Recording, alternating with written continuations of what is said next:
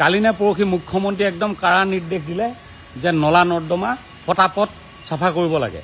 আচলতে এই কামটো বহুত আগতে হ'ব লাগিছিল, কিন্তু বা হ'ল বাৰিষাই চাফা কৰিবলৈ দিছে। কিন্তু কৰিছে কি চাওকচোন, এয়া এইবোৰ কালিয়ে উঠালে নলাৰ পৰা উঠাই এনেকৈ দমাই দমাই থৈ দিছে। তেওঁলোকৰ এটা অসুবিধা আছে, মই বুজি পাওঁ, সেইটো হ'ল কি লগে লগে উঠোৱাৰ লগে লগে নিব নোৱাৰে, কাৰণ পানী থাকে নহয়, অলপ পানীটো নিগৰি যোৱাৰ পিছত লৈ যাবলৈ সুবিধা হয়।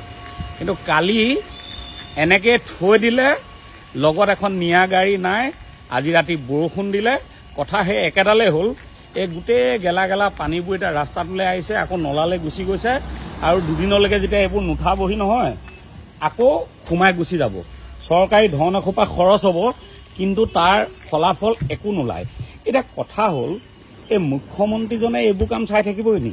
ইয়াৰ এটা নিৰ্দিষ্ট বিভাগ আছে, বিভাগটো অকণমান ষ্ট্ৰিক্ট কিয় নহয় যে এনেকৈ কামটো কৰিছে, লগে লগে এখন যে মানে জাবৰটো তুলি নিয়া এখন গাড়ী লগত কিয় নাথাকে তেওঁলোকৰ? এনেকৈ থৈ গুচি যায় এসপ্তাহ দুসপ্তাহলৈকে, তাৰপিছত এইবোৰ এতিয়া ৰ'দ দিলে মানে ইয়াৰ ধূলিটো আমাৰ নাকত সোমাবহি। ইয়াৰ জনস্বাস্থ্যৰ কাৰণেও একেবাৰে ভাল কথা নহয়, মানুহবোৰ বেমাৰত পৰিব।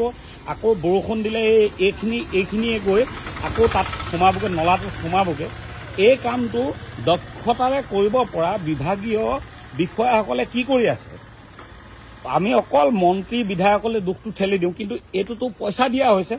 এতিয়া ইয়াৰ লগে লগে এখন গাড়ী মানে লেবাৰে যেতিয়াই এইখিনি উঠোৱাৰ লগে লগে উঠাই নিবলৈ এখন গাড়ী কিয় দিব নোৱাৰে?